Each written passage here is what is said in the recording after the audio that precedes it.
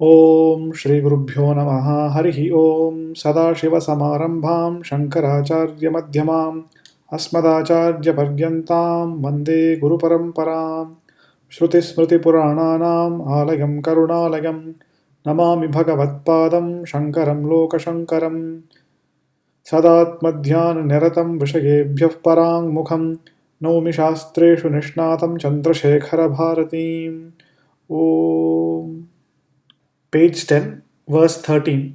Arthasya nishchayo drishto vicharena hitoktitaha na snanena na danena pranayama shatena va. So we were looking at verse number 13 and its commentary by Jagadguru Srimad Chandrasekhara Bharati Mahaswamigal in the last session. We had completed it.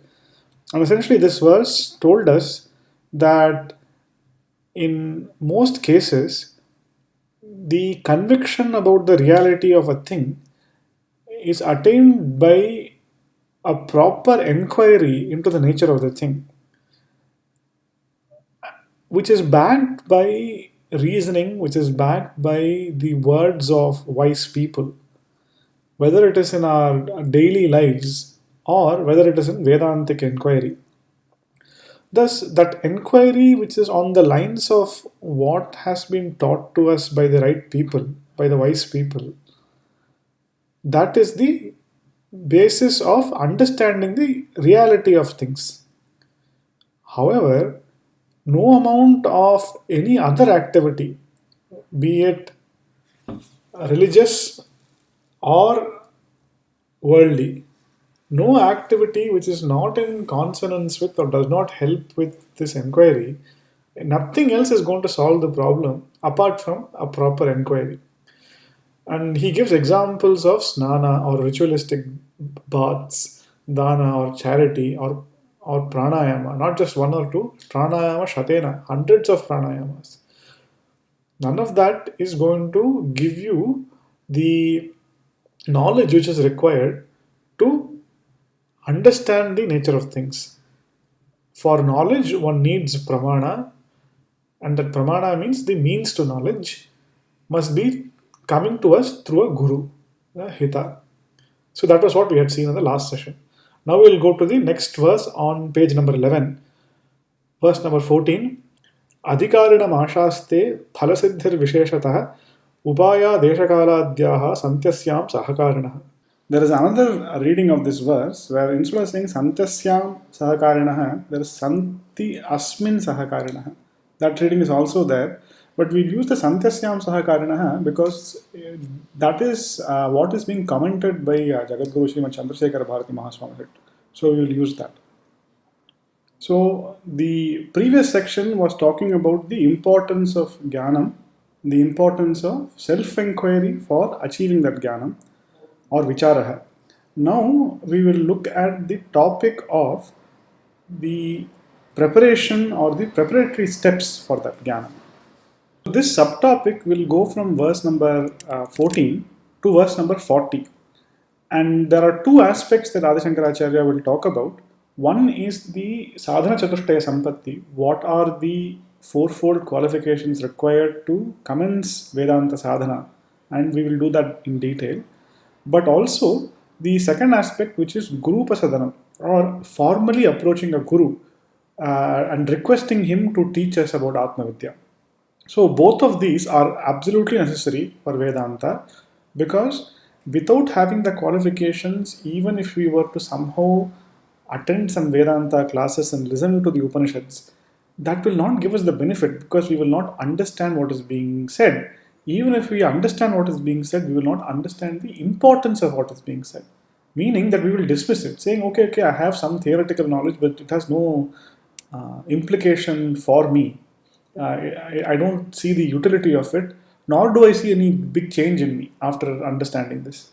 So we will dismiss that knowledge, we will not understand the true value of it. That is the first thing. So you need to have the sadhana chatushtaya sampatti to not only understand the knowledge, but to assimilate the knowledge and allow that knowledge to change our entire worldview and personality on that basis. So that is very, very important. The second thing is, in Advaita, it is very clear that one cannot gain this knowledge on their own. So the Upanishad itself says, Acharyavan Purusho Veda. Tadvijnanartham sa guru meva abhigachet. That evakara there is emphasis to say one has to approach a guru. So one has to approach a guru to get this knowledge of the self. How to approach the guru, the attitude with which one has to approach the guru, the type of questions one must place before the guru, all those allied topics will be covered in these verses from verse number 14 to verse number 40. So in this verse, what Adi Shankaracharya is saying that adhikaranam ashaste phalasiddhir visheshatah. That is, the same teaching is given to different people, different students. But some students understand things better than other students. Some students get the benefit of the knowledge that is being conveyed. And why is that the case? It is because of the qualifications of the adhikari. So, even if the teaching itself is sufficient for everybody, not everybody is capable of understanding and assimilating that teaching. And what distinguishes the phalasiddhi, the differences in the phalasiddhi for one student and another student is the qualifications of that student. So, adhikarinam ashaste means depending on the nature of the adhikari, phalasiddhir visheshatah, the achievement of the results are distinguished or differentiated between different students because of the nature of the student itself. Because some people have the qualification, some people do not have the qualification. What do we say? We say the teaching is useless because we don't get the benefit of it. That is not the case. It means that we are not ready for it. So we have to understand that not everyone is capable of achieving everything. Yes, it may sound terrible when I say that, but that is a fact. What that means is not that everyone does not deserve it. We are not saying that. We have to be very careful. We are not saying that Advaita Vedanta or moksha is only meant for some people. No, we are not saying that. Everybody's birthright is that moksha. Definitely the case. But not everybody is capable of achieving it in this birth. What is required is a sufficiently purified intellect for one to be able to understand and assimilate that Vedanta. So therefore, we must not dismiss the teaching because we don't see the benefit of it. We must question, do I have the qualifications? How do I improve myself to be worthy of this teaching? That is what we should try and attain.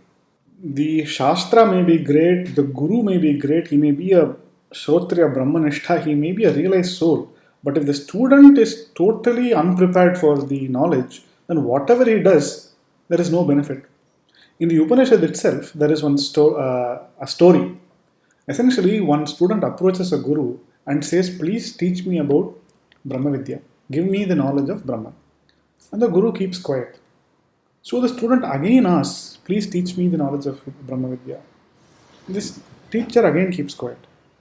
The third time the student asks, please give me the knowledge of Brahma Vidya, to which the guru says, I have been conveying just that. You are not understanding what I am saying. The real understanding of the self lies only in silence. Upashantoyama Atma. So, we are not qualified to understand Vedanta by silence. At that time, in that yuga, the expectation was that the straightforward way of understanding Brahma Vidya or understanding what Brahman is by observing the witness of that silence. But we are not ready for that yet. So what the Guru is teaching is conveying through that story, or what the Upanishad is conveying through that story, is that the Guru is actually giving the teaching to us, but we are not processing it. So there are radio waves in the air. There are all kinds of television and radio programs that are going in the air, in these radio waves and television waves. But unless you have an antenna, you will not be able to watch those programs or hear the radio program. So we have to tune that antenna. We have to tune our intellects to be ready to receive the teaching. So even if the Guru is a great realized soul, even if it is Paravidya, the greatest of the Vidyas, the highest teaching, if the student is not ready, then there will be no benefit. But if another student is ready and is able to process it, he will get the benefit. So the student should not say, oh, the teacher has given some extra special class to the student who, and therefore he has got the benefit. No, the same teaching has been conveyed, but one is ready, one is not ready. That's what this means. So not only are the qualifications important, also important are the supporting factors. Upayaha means supporting factors. Sahakarinaha means that which is an auxiliary. Now, sahakarina means that which is helpful, but we are not saying it is absolutely necessary to have. Now, why is it helpful, and what are these factors that he's talking which are helpful for this? He's talking about desha and kala. So, Adi Shankaracharya is saying the correct place, location, and the correct time are important supporting factors in the achievement of moksha, in the achievement of phala. Now, why is location and time important? Now, suppose if somebody is given a very, very important, say, a maths problem, it's a very tricky problem, it's very difficult to solve. And suppose you are doing it in the middle of a cricket game. You are watching a cricket game in a cricket stadium and you're trying to solve a maths problem or a physics problem. Now, will you be able to concentrate with everybody shouting and screaming next to you? Clearly not. Similarly, if you have to meditate, you are doing it in the middle of some railway station. Do you think it is possible to concentrate on Ishvara, do meditation in the middle of a very noisy place?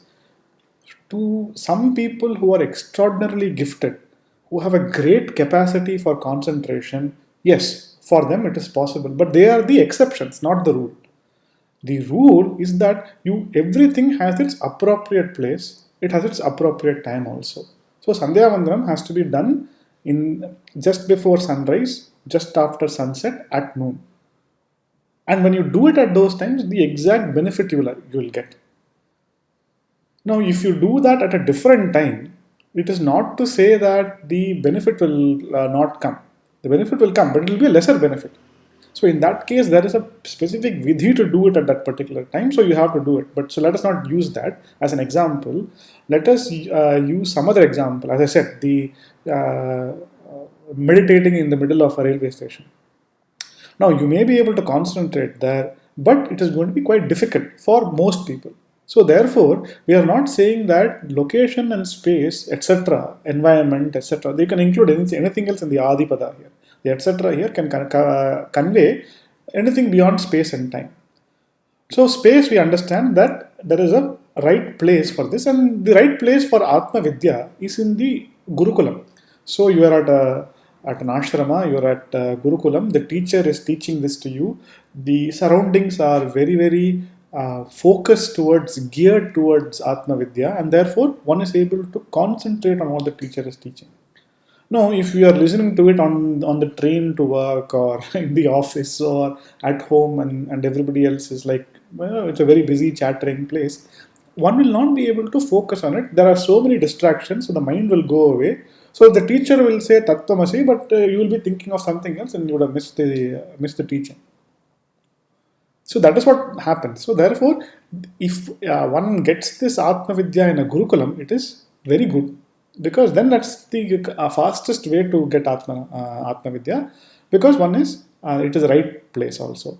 Now time is also important, because in general, when we are young, we have so many other distractions in our life. We have other important duties, we have family, we have our natural inclination towards things, raga, dvesha, etc. So, for us, for young people, it is very difficult to understand why Atma Vidya or why moksha is necessary. Because unless one has suffered in samsara, one will not have the urge to leave samsara. So if you ask most people, they will say, I know it is quite difficult here, but even when there are pains, there are so many happinesses also. Life is just full of happiness and sorrow. So what, I will be able to navigate it. I don't have a problem with it. I enjoy it. I want to continue this existence as a human being. I want, even if it means that I have to take many, many births, I'll gladly take that. I have no problem.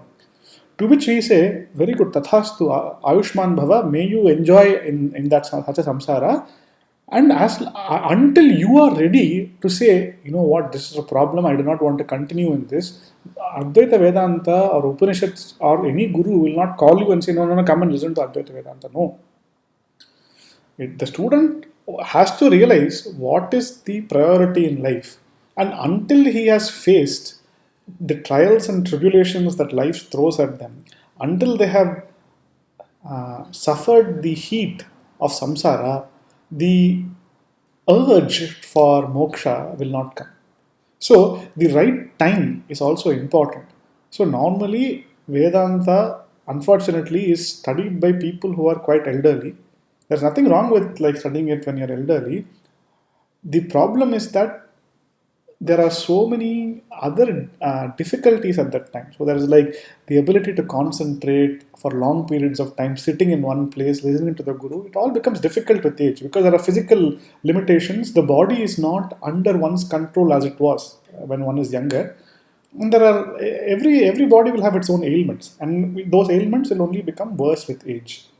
And therefore there are lots of physical discomforts that one will have as one ages, and therefore the ability to devote time to concentrate will be lesser, but the mental urge for Advaita will be there, because people who have had the experience of life will be able to say, yes, I understand why people are going to Advaita, I understand what Vedanta, what purpose it serves, because they know what samsara is. What samsara is capable of doing, they know. But it takes time. So it is okay if there are elderly people who listen to Advaita Vedanta. It is okay if youngsters do not listen to Advaita Vedanta. It is okay if nobody comes to Advaita Vedanta. As long as there is one student, that is enough. For that one student, the entire Shastra is available. And the Guru will teach that one student, because people who come to Advaita are very, very, very few in number. So one has to have so many factors going, being conducive for one to come to Advaita itself. So that all the Desha Kala factors have to be appropriate. As the Upanishad says, Pariksha Lokan Karmachitan. One has to examine one's life. One has to examine the priorities of life. One has to examine what Vishaya Sukham actually is. One has to examine what all these sensory things that one is chasing, all these material things that one is chasing, one has to examine the what benefit it gives. And once they have examined all those things, Pariksha Lokan Karmachitan, Brahmanaha Nirvedamayat, one attains Vairagya. One attains dispassion towards those finite goals, and one looks for the infinite goal.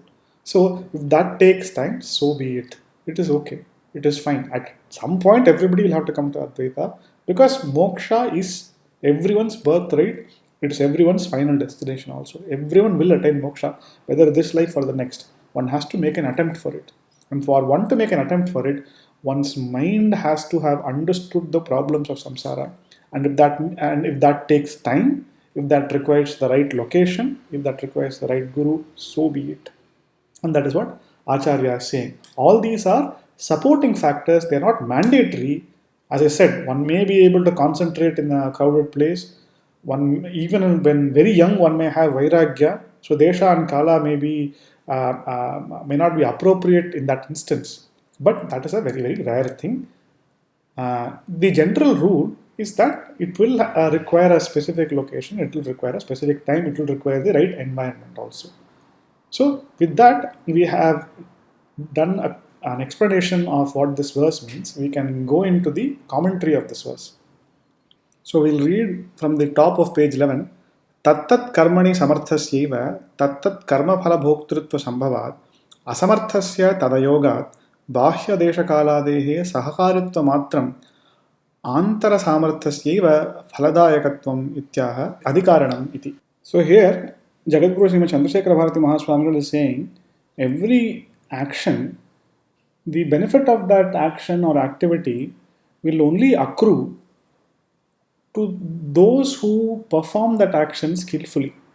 So tattat karmani samarthasyeva means one who has the qualifications for each activity, only such a person will be able to perform the activity in the correct manner, and therefore tattat karma phala bhoktritva sambhavat. Only such a person will be able to be a bhokta or will be qualified to experience the correct results of that activity. Asamarthasya tad ayogat.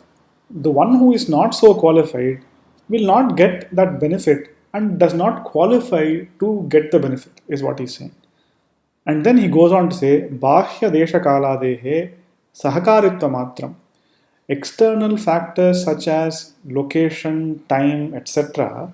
are sahakaris or supporting factors alone. When we say sahakaritva matram, it means it is not a mandatory requirement, it is a nice to have but not must have. Antara samarthasyaiva phaladayakatvam ityaha. That is, the inner qualifications or the sadhana chatushtayam or viveka, vairagya, mumukshutvam, shamadhi shatkam, they are what is necessary for getting the results of jnana and thus moksha from there.